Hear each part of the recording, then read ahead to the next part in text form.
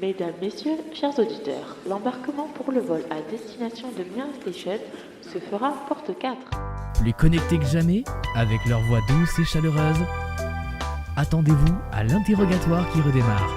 Tous les mercredis en direct et tous les jeudis en replay, les unicités vont faire bouger Internet.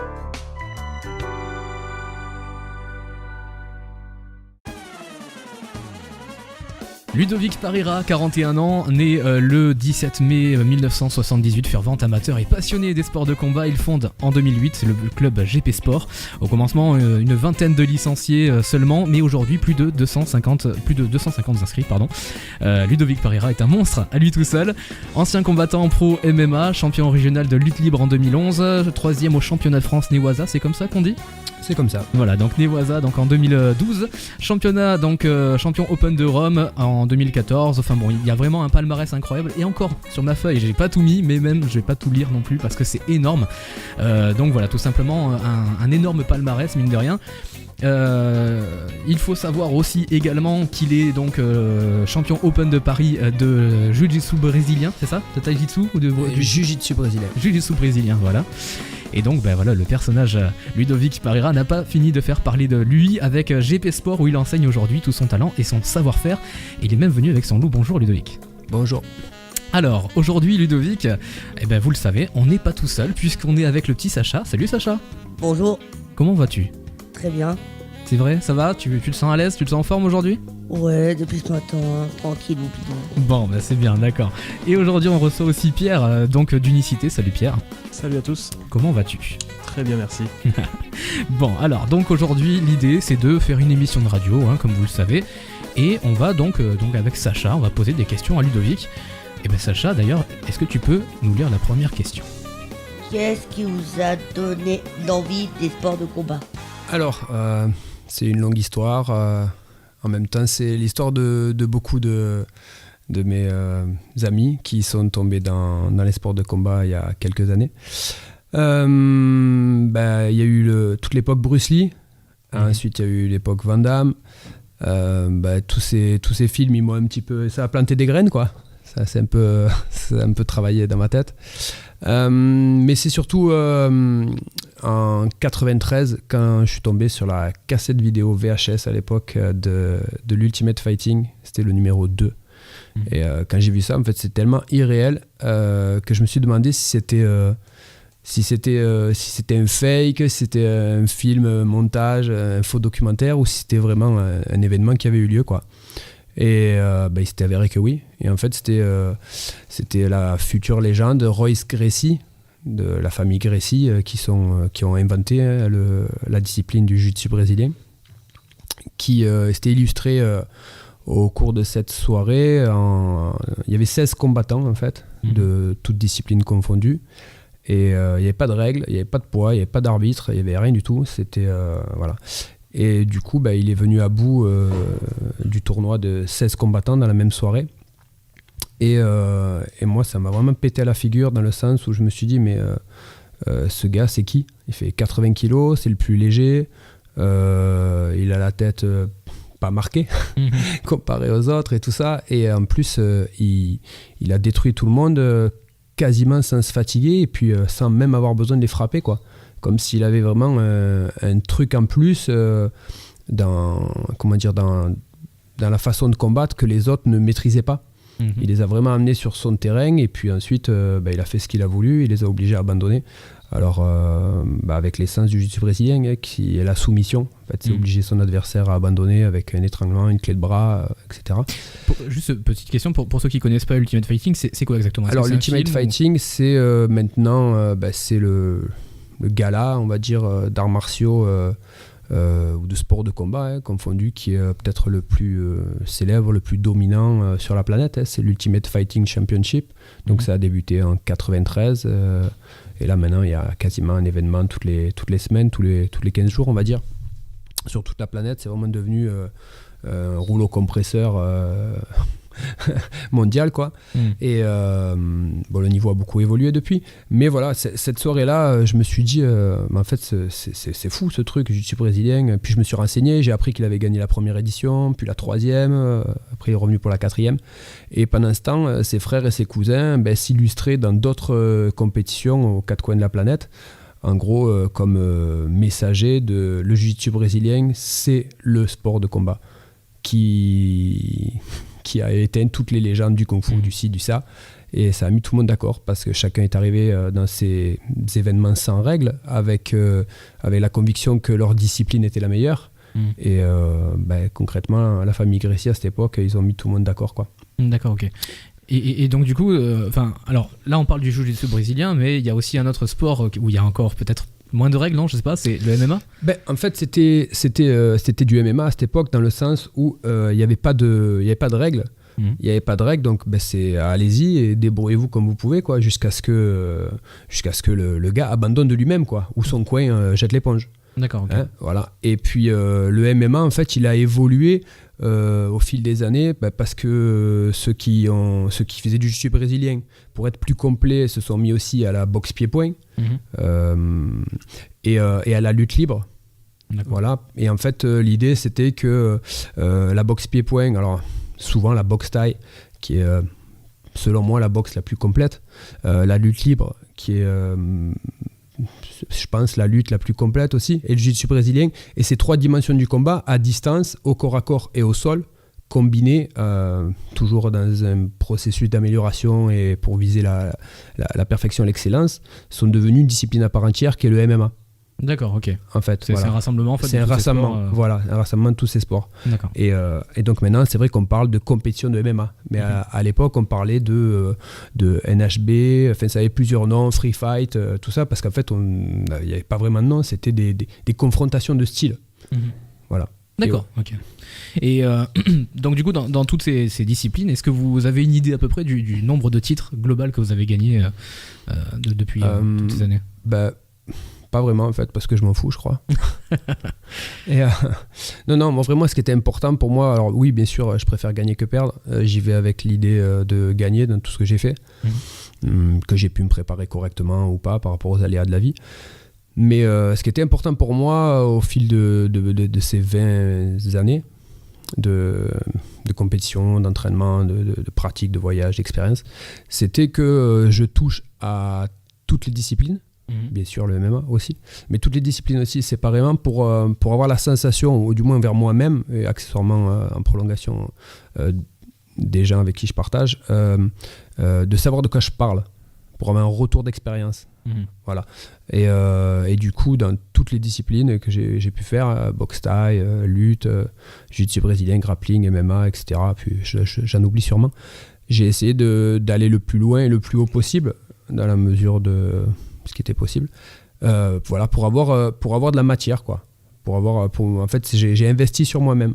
D'accord. En quelque sorte. C'est juste à but de savoir, ou alors c'est uniquement une soif de savoir, d'envie, de curiosité, de compétition, je me suis pas posé plus de questions que ça, quoi. Mais après, quand des fois je revenais sur le pourquoi, du comment et tout ça, voilà, ça c'est un peu traduit comme ça. C'était l'envie d'investir sur moi-même et de vivre des trucs, quoi. D'accord, ouais. D'accord. En fait, c'est un but de comment on dirait. On pourrait qualifier ça comme un moine, en fait, finalement, qui cherche vraiment à apprendre, à avoir de la connaissance pour lui-même. Concrètement, des fois, je me mettais dans les baskets de quelqu'un d'autre, un adhérent ou une personne X ou Y, et je me disais, mais si quand je parle, l'autre, il se dit que je répète juste ce que j'ai lu dans un livre, au lieu de ce que j'ai vécu, ce que j'ai fait, ce que j'ai pratiqué, touché et tout ça, quelle crédibilité je vais avoir? Et je me dis, moi, si je vais m'entraîner chez quelqu'un, et ce que j'ai fait sur toute la planète ces dernières années, j'allais m'entraîner chez l'autre qui était champion du monde, chez l'autre qui était champion de ci, ou l'autre qui avait fait ci, ou l'autre qui avait fait ça, parce que j'avais besoin d'en face de moi d'avoir quelqu'un qui n'était pas que ceinture noire avec un kimono tout propre, ou qui avait plein de diplômes, voilà. Et du coup, après, pour en revenir au diplôme, en parallèle, j'ai passé tout un tas de diplômes, de formation aussi, parce que je voulais être crédible aussi dans la pédagogie. Voilà, dans la pédagogie, on va dire pratique, je sais pas si on peut dire comme ça, mais aussi après dans la pédagogie instinctive avec les gens que j'ai rencontrés dans d'autres pays, parce qu'il y a des gens aussi qui enseignent très très bien sans diplôme. Voilà. Et moi je voulais avoir ce savoir-faire d'enseigner instinctif. Avoir un bagage en fait. Et la crédibilité des diplômes aussi, parce que certaines personnes regardent les diplômes, d'autres personnes regardent comment tu enseignes. Donc voilà, moi dans l'idée, j'essaie de me munir de ce que je pouvais pour répondre aux différents regards qu'il aurait pu avoir sur moi, mais en amont, je faisais quand même ça pour moi. D'accord. Ok. Et du coup, ça m'amène un peu à une question justement. Qu'est-ce que vous pensez? Alors, c'est un peu paradoxal de vous poser cette question-là à vous directement. Qu'est-ce que vous pensez finalement de la dangerosité entre guillemets des sports de combat? Parce que comme on dit par exemple, on peut dire par exemple qu'une arme c'est dangereux finalement, mais l'arme ça devient déjà soi-même. Et en dehors de ça, je pense que voilà, c'est la manière dont on est amené à l'apprendre finalement peut-être qui doit gérer, non, qui doit changer. Alors, en fait. Comme je suis immergé depuis tant de temps, comme je vois ça, en fait, comment dire, quand on est passionné, pour le coup, des arts martiaux, alors c'est où tu t'entraînes, où tu entraînes quelqu'un, où tu es en compétition, où tu parles de ça avec tes collègues, sinon tu regardes des trucs de combat à la téloche. Donc ça devient tellement banal que tu t'es pas choqué comme quelqu'un de l'extérieur. Tu vois, pour en revenir à mon chien, en fait, comme tu côtoies un chien-loup, on va dire tous les jours, et que tu as des potes qui ont des chiens-loups, concrètement, quand tu vois ce type de chien, t'oublies que ça peut être surprenant pour ceux qui ont que des caniches. Oui, c'est ça. Ou même des pitbulls, tu vois. Oui, ouais. Parce que comme ça devient ton quotidien, et ça s'inscrit comme quelque chose de banal, et puis tu es moins surpris, quoi. Tu es moins surpris, et puis même la dangerosité qui peut y être attribuée, à tort ou à raison, elle se dissout un peu, tu vois. Ça devient banal, ça devient normal. Voilà, donc moi j'aime bien dire sur le ton de la rigolade, mais quand tu te casses la gueule tous les jours à l'entraînement, déjà t'as pas envie de te casser la gueule en plus dehors dans une embrouille et tout. À la limite, moi je préfère, ouais, ok, super, t'es fort, là, merci, salut, je me casse, voilà. C'est bon, je me suis déjà entraîné 2 fois aujourd'hui, je fais ça toute l'année. D'accord. Voilà. D'accord. Oui, c'est vrai, parce que du coup, c'est vrai qu'on vient de parler du chien, mais il faut le savoir parce qu'on l'a pas dit tout à l'heure dans l'émission, mais vous êtes venu avec le chien quand même, avec le loup, il faut dire. Ouais. On voit un loup débarquer dans le studio. Mais... Oui, il s'approche plus d'un loup que d'un caniche, effectivement, je pense qu'on est d'accord là-dessus. Et du coup, plutôt que... Comment dire ? Pourquoi ne pas être devenu simplement enseignant finalement plutôt qu'ouvrir votre propre temple ? C'est-à-dire que vous auriez pu choisir peut-être d'enseigner dans un local existant, je veux dire, avec une équipe, etc. Pourquoi avoir ouvert le vôtre ? Plusieurs choses. J'ai conscience que j'ai eu un parcours un peu, un peu particulier. J'ai conscience que je suis un peu particulier. Et en fait, quand tout au long de ces années, j'ai pu m'entraîner avec des gens qui étaient aussi particuliers. Et je suis devenu un petit peu le produit de tous ces gens qui s'est additionné à ma personnalité de base. Et j'ai de gros problèmes pour me mouler dans quelque chose. Et puis en plus, je crois que j'ai pas envie. Donc voilà. Et c'est pour ça que j'ai essayé de rajouter tout un tas d'outils, d'investir sur moi-même pour, entre guillemets, me donner le droit, l'opportunité, la chance et tout un tas de trucs pour pouvoir faire mon truc. Pour pas être obligé de dire s'il te plaît, je peux me rajouter à ton machin. D'accord. Voilà. Okay. Alors, donc Sacha, toi tu as une question aussi. Avez-vous déjà eu des blessures importantes ? Pour être honnête, non. Par contre, je suis blessé toute l'année. Déjà, je vais au kiné toute l'année pour faire la maintenance, on va dire. Mais depuis quelques années, j'essaie de prendre soin de moi, déjà dans la façon dont je m'entraîne, dans la façon dont je mange, dans la façon dont je me repose, dans la façon dont je pense aussi, parce qu'en fait, c'est tout un ensemble interconnecté et interdépendant qui fait que Maintenant, je fais quand même attention aussi quand je m'entraîne, quand je combats, etc. Parce que je sais que mon corps, c'est mon outil de travail. Et en fait, j'ai pas le droit d'être blessé, quoi. J'ai pas le droit d'être malade, ben, tous ces trucs. Bon, j'extrapole un petit peu, mais c'est quand même pas loin de la vérité. Et non, j'ai eu des petites blessures récurrentes, mais j'ai plein de bobos comme ça, mais je me suis jamais vraiment fait mal, quoi. Il y a un proverbe, il y a un proverbe qui est assez connu qui dit qui veut aller loin ménage sa monture. Finalement, c'est le plus important. Il y a plusieurs façons de combattre. Moi, je suis plutôt dans le style réfléchi. Il y en a, ils sont plutôt dans le style un peu plus bourrin, quoi. Ouais. Un peu plus à la guerre. Donc, on peut dire que j'ai peut-être moins de chances de me blesser en combattant de cette façon-là. Et puis de toute façon, j'ai prévu de combattre le plus longtemps possible, même si à une époque, je me suis dit à 30 ans, j'arrête. Et là, j'étais au championnat du monde, là, il y a 15 jours, 3 semaines aux États-Unis. Et je me suis dit, merde, j'ai 41 ans. Et il y a 11 ans, je crois que j'avais dit que j'arrêtais. Mais comme je suis toujours jeune et je suis toujours en forme, pourquoi j'arrêterais ? C'est dans la tête, en fait, finalement. Ouais. Je crois bien. Mais c'est marrant parce qu'en même temps, quand j'avais 20 ans, alors c'était encore avant, au tout début, je commençais ou j'avais pas encore commencé. Je pensais qu'à 40 ans, j'allais être un vieillard avec les cannes, les machins et tout le truc en vrac, quoi. Et je pense que je me suis tellement fait flipper quelque part en pensant ça d'un futur moi que j'ai tout mis. Enfin, j'ai planté une graine, quoi, ça me rend compte, pour tout mettre en branle pour que ça soit pas ça. D'accord. Et oui, c'est ça. Mais c'est hyper important, justement. D'où le proverbe, c'est voilà, justement, c'est se ménager et s'entretenir pour aller loin dans la vie. Après, juste pour en revenir par rapport aux blessures, il y a une réflexion qui s'est installée après, plus tard, avec les années. Je connais des gens qui sont blessés ou qui sont moins en forme que moi et ils font pas de sport de combat, ils s'entraînent pas tous les jours, ils se cassent pas la gueule à longueur d'année. Donc finalement, faut se placer où là? D'accord, ok. Moi, à la limite, s'il se passe quelque chose, si je me fais mal, je me dis, je sais pourquoi, quelque part.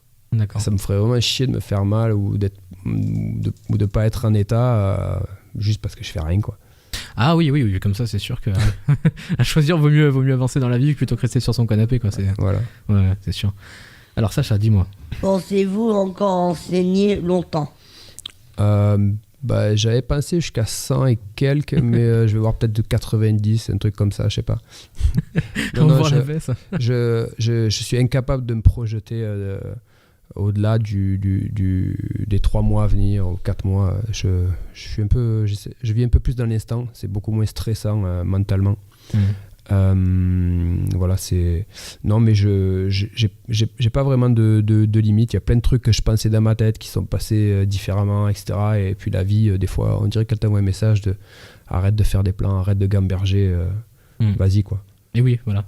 Ouais, le plus important, c'est ça, c'est justement, je pense, fonce. Et il faut profiter de la vie, ce qu'elle peut nous offrir sur le... C'est toujours ma passion, donc j'ai pas prévu d'arrêter. Je pense que j'arrêterai si un matin je me lève et je me dis, mais en fait, ce truc, c'est naze, quoi. Enfin, ça me parle plus. Je vais faire de la peinture. C'est... Voilà. D'accord. Bon, écoutez, donc, et qu'est-ce que... Tiens, voilà, petite question, dernière question. Est-ce que vous auriez peut-être quelque chose à dire à vos élèves Ouais, alors ils savent tous plus ou moins, hein. Moi, quand j'ai essayé de commencer, parce qu'au début j'ai essayé de commencer parce que au début je faisais que de la merde, hein. J'étais dans la rue, je faisais plein de trucs de merde de la rue, je me défonçais la gueule et tout ça, et ça m'a aidé, quoi. Ça m'a aidé, et puis ce goût de l'effort qui s'inscrit au fil des jours, des mois et des années, qui est pas évident, hein, au début, parce que l'effort, souvent ça nous fait fuir, quoi, quand c'est trop dur, quand ça fait mal et tout. En fait, il redirige ta vie, quoi. Il y a plein de trucs, en fait, qui sont contaminés, si je puis dire, par ça, par la persévérance, le goût de l'effort, la difficulté. C'est tu sors de la rue, tu te défonces moins, tu fais moins de conneries, tu as plus d'ambition de travailler, même si ton ambition c'est de travailler de ta passion, de faire ton truc. Tu t'inscris dans des causes qui te tiennent à cœur ou qui étaient là, mais elles sommeillaient et puis d'un coup elles s'illuminent. Moi par exemple, je suis bénévole à la SPA Et de fil en aiguille, ça s'est décanté d'une telle manière que me mettre sur la gueule, dans une certaine mesure, dans une certaine prolongation, ça m'a donné envie de m'occuper de ceux qui étaient dans le besoin. Alors, MC pourra peut-être éclairer ça. Voilà, comme on fait souvent aussi des animations à la Timone avec l'association Graines de Tournesol pour aller voir des enfants malades et tout ça. Pareil, c'est d'un coup, c'est un matin, c'est devenu une évidence, alors que j'ai pu passer complètement à côté pendant plein d'années. Donc en fait, je pense vraiment que je remets ce truc de planter une graine.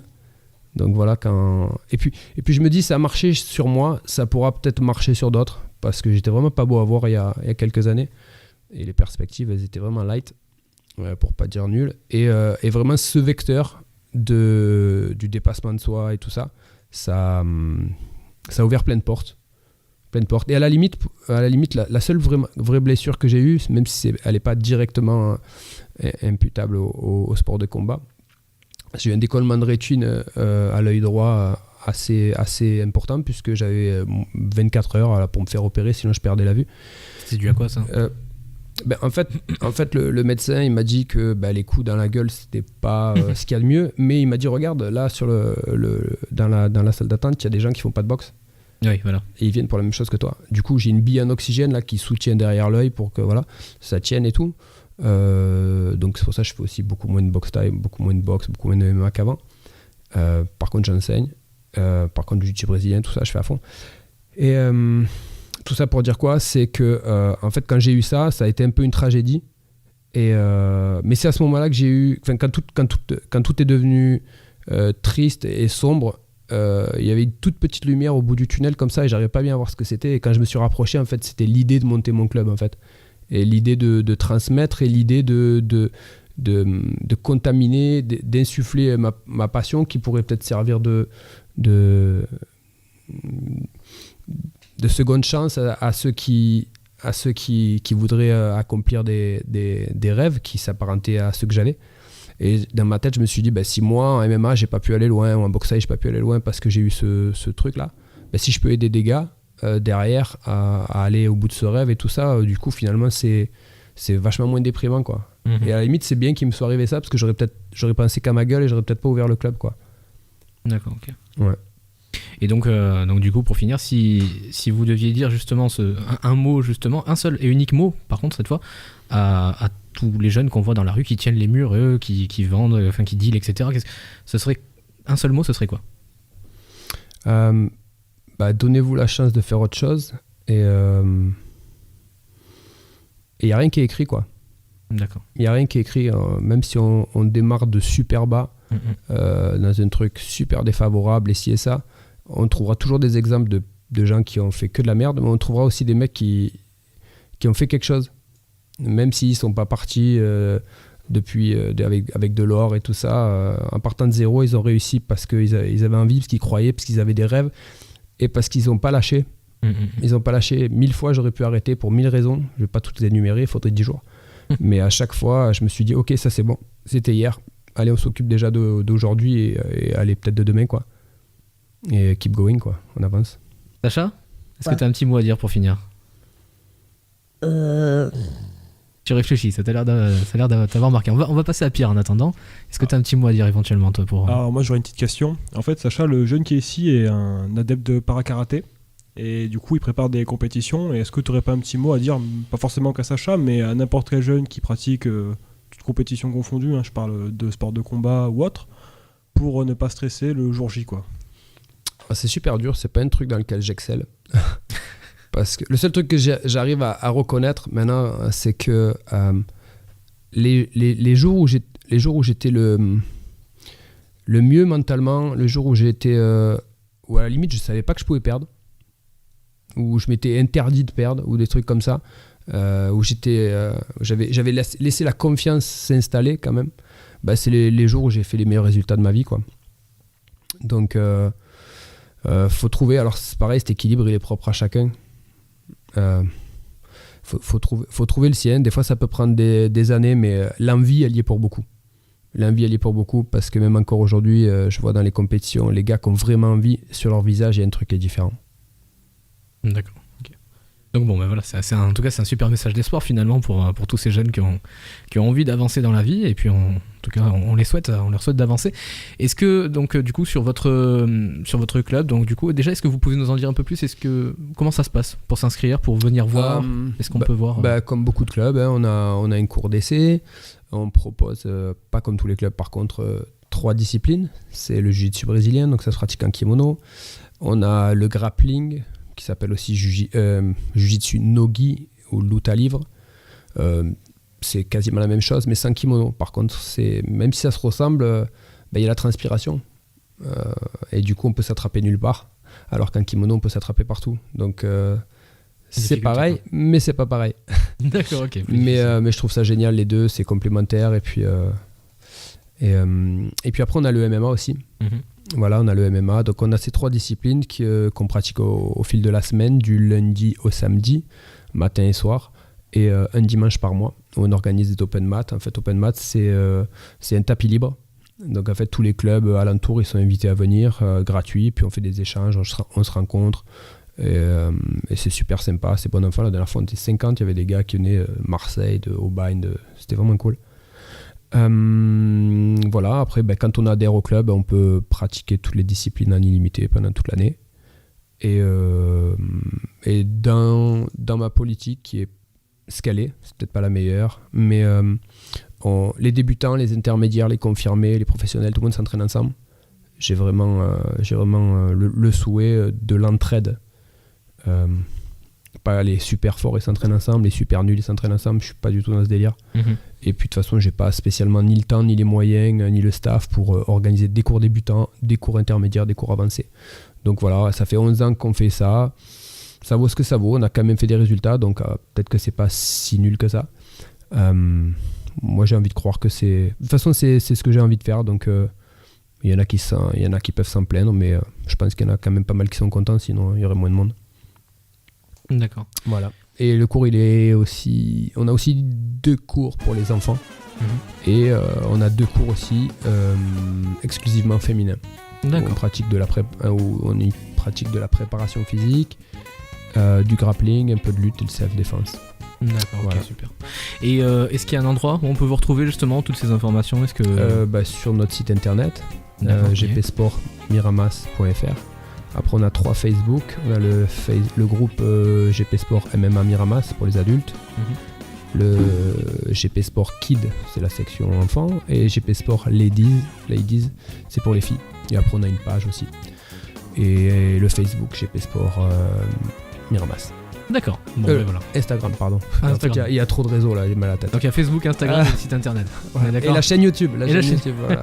Chaîne YouTube où vous apprenez, vous montrez un petit peu des cours, c'est ça? Sur la chaîne YouTube, il y a des vidéos d'entraînement, de stages, de compétition, de tout.